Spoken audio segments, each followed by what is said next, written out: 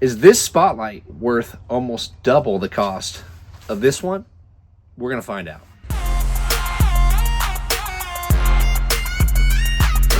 I swear, there he is. Yeah, that's him. Got him.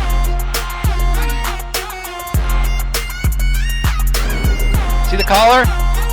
It's her. Hey everybody, Zach with Drone Animal Rescue, and today in this video I'm going to be covering 3 different spotlights. If you're a thermal drone pilot who recently bought a Matrice 4T or 4TD series, then you probably had a lot of the same issues that I had, where early spring and late fall the light just seemed to not exactly cut it. So the spotlight that was released with the Matrice 4 series from DJI as an accessory is the AL1. Now, the AL1 was a very, very nice spotlight. It was very compatible with the DJI system. Obviously, it was made by DJI themselves, so just a very simple plug-and-play spotlight that definitely got the job done. However, if you were anything like me, I'm sure some of you guys also were noticing this during flight operations. Well, the light is a little bit underpowered. And I say a little bit because the majority of my season doing animal rescue, I got the job done with this light. So this is a great cost-effective light, which is another thing that I really like about this spotlight compared to JZ models and CZI models. This AL1 is at a very affordable price point, which I think a lot of people in the market were really wanting. So I'm going to compare this AL1 to these JZ models because these JZ models are a lot more in price. However, are they a lot better? So one of the things that we struggled with the AL1 light was the brightness.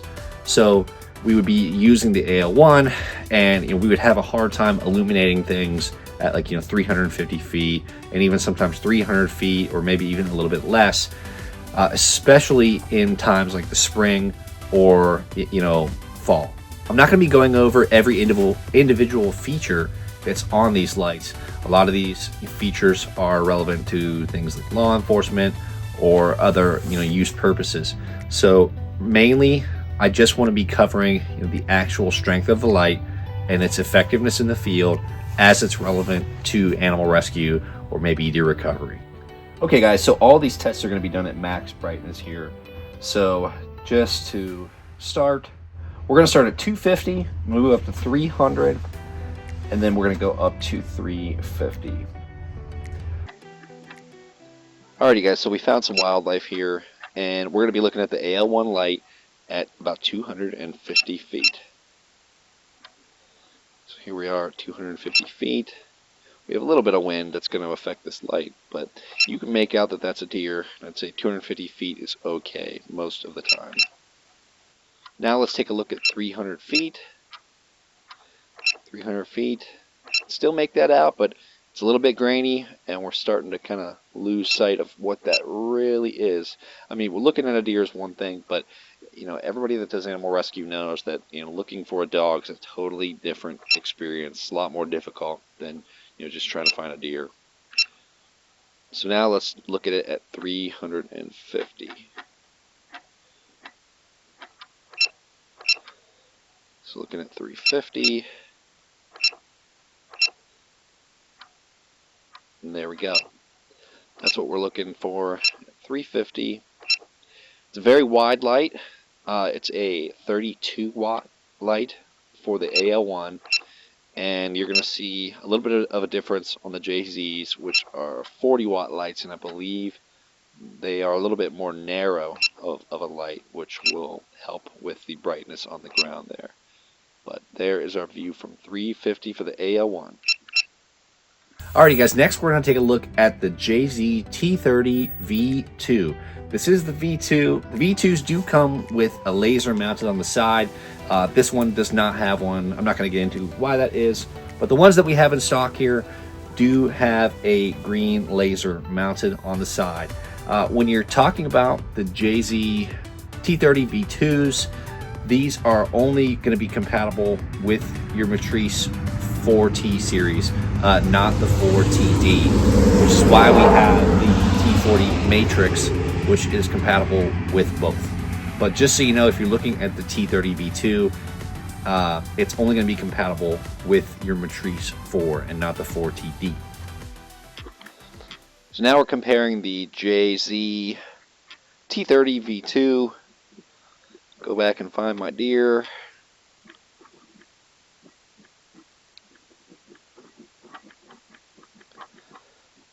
We will try to get into about the same spot. We're right about here. So we select the PSDK. We turn the light on.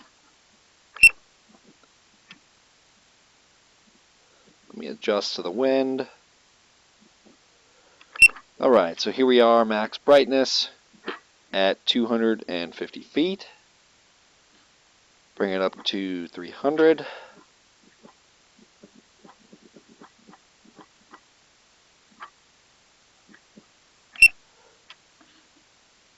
Turn the light back on. Here we are at 300. I'd say it looks pretty bright. Okay, now we're at 350 feet.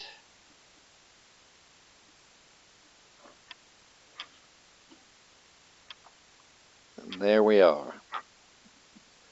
We'll zoom out a little bit. The light maybe does look a little bit more narrow than your AL1, but it definitely is brighter.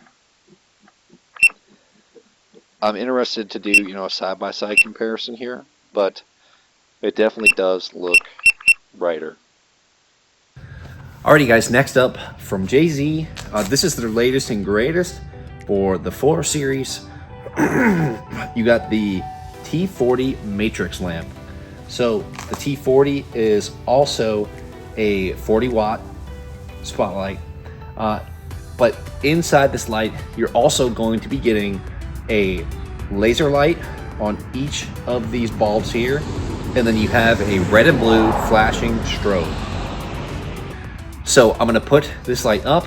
We're going to check the brightness. It should be pretty much identical to the T30 V2, but then I also want to take a look at the laser. My big curiosity with the laser is, can I see the beam? Can I see the beam all the way from the unit all the way to the ground?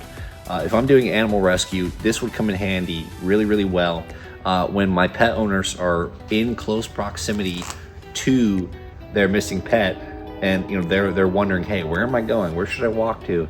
Instead of just guiding them verbally, in addition to that, I can hopefully use that laser. But I'm not sure if I'm going to be able to actually see that beam, but I am going to look. I'm going to let you guys know now. One thing I love about this 4TD, it is so quiet, guys. It is so quiet. I have a 4T right now. Great drone, gets the job done 100%, but this 4TD, super quiet. I got the drone 200 feet directly above me, and it is just ridiculously quiet. We'll go back over here to my girls. Okay, max brightness, 250 feet, JZ T40 Matrix. There we go. I think we got a little bit of wind coming in. Might be blowing that light around a little. Light looks pretty narrow.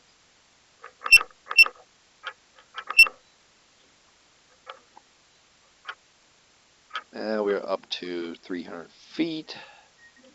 There we go. I'd say it looks pretty comparable to the T30 V2. And now 350 feet. Just out of curiosity, I want to bump it up to 4 and just see what we're kind of looking at 4. Typically at 4, man, we could hardly see anything. It's not terrible. I mean, granted, we're looking at a deer, If we were looking for something smaller in something like this, it might be really tough. Deer's a little bit lighter colored. If we're looking for something a little bit darker, that might blend in. But I would reckon that this is brighter than the AL1. I know with the AL1 at 400 feet, I did struggle to see deer during deer season. So this is an improvement. Next, I want to go over the laser. I'm going to go somewhere where I can see the drone a little bit better. So let's turn this laser on.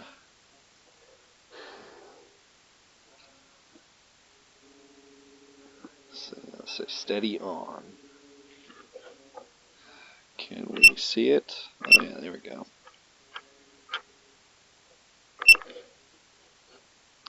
So it looks like they're not exactly the steadiest thing. Okay, so looking at this light right now,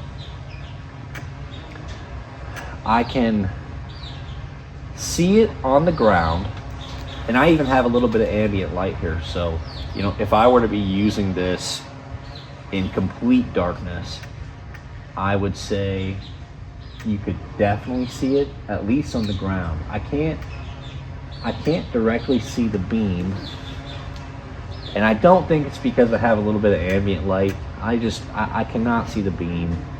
Now, when pointing it into this tree, you can see the beam, so that could be really helpful, you know, when your client is walking through some foliage. That's pretty neat. I think that could definitely come in handy when you're trying to guide your clients.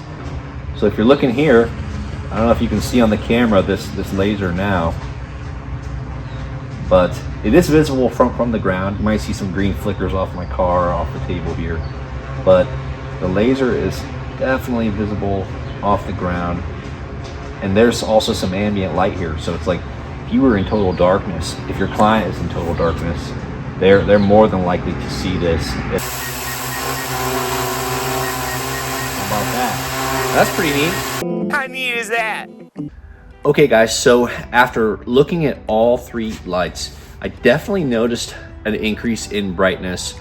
Obviously it's not a ton, but is it enough to improve my lighting conditions while I'm looking for perhaps like maybe these smaller animals, or even looking for animals in, you know, increased foliage and things like that? So I'm going to be doing a side-by-side comparison in this video that you will see. So I'm looking forward to, you know, pulling some of this video and kind of seeing the side-by-side comparison, especially at 350 feet. I don't think there was much of a difference at all at the 250, 300 range, but in the 300 range, you might notice a bit of a difference, you know, in foliage, especially during spring and fall seasons. Definitely was a big fan of the laser. I really like the laser. And now that's, you know, making me want the light even more. So if you guys are looking to purchase a drone, we have all of these drones in stock that you see behind me now, as well as the spotlights and plenty of other accessories. We have rapid chargers, we have monitor stations, anything you guys can think of, guys. We got landing pads. If you guys need assistance with sales, one of our representatives from Drone Animal Rescue would be happy to help you guys out. I know a lot of you guys are, you know, new into this. Some of you that are wanting to get into animal rescue have no experience whatsoever with drones, and that is perfectly okay, guys. One of our sales reps can help figure out what's best for you, what's best for your budget, things like that. If you're not very confident in flying these units, we do offer online and in-person training options that are very tailored for people that do not know how to operate these machines, people that do not know that much about drones. So check out those online training options, and then check out our online store to view this inventory, view these spotlights. We have these lights in stock right now at droneanimalrescue.com.